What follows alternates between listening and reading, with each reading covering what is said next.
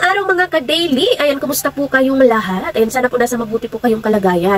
Alam ko po yung iba talaga pong naapektuhan ng bagyong Karina, pero I hope na okay po ang family ninyo. Ang importante po ay wala pong nagkasakit at wala pong nawala sa inyong pamilya at safe po ang lahat. So ayan nga mga ka-daily, sa mga may ads on reels dyan, kaway-kaway naman po. Ay mga ka-daily, ang isi-share ko po ngayon sa inyo ay based po sa aking experience sa dalawang videos ko. Ayan, magkaiba po siya ng minutes or seconds. Seconds lang po. Yung isang videos ko ay meron po tayong 14 seconds. Yung isa po ay meron lang po tayong 5 seconds. Ang tanong po dito, sa loob lang po ng 5 seconds or 3 seconds, may kikitain po ba? Ayan mga ka-daily, sasagutin po natin yan ngayon. Ay mga ka-daily, dito po muna tayo sa aking 14 seconds na videos. Ito po yung kinita niya. Oh.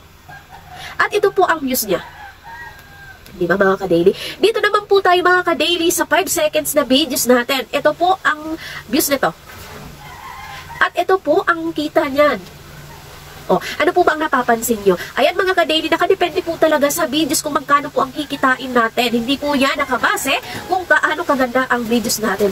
Siguro, nakadepende po ito sa mga nagre-react ng ating mga videos at yung pinapatapos po ang videos natin. Kaya ayan, maraming salamat po sa patuloy na nanonood ng aking mga videos. Ayan pong sinasabi ko ay based lang po sa aking experience. Di ko po alam kung sa inyo po ano po yung kalalabasan ng earnings nila. Ayan mga ka-daily, maraming salamat po sa inyong suporta. Thank you for watching. God bless. Bye-bye.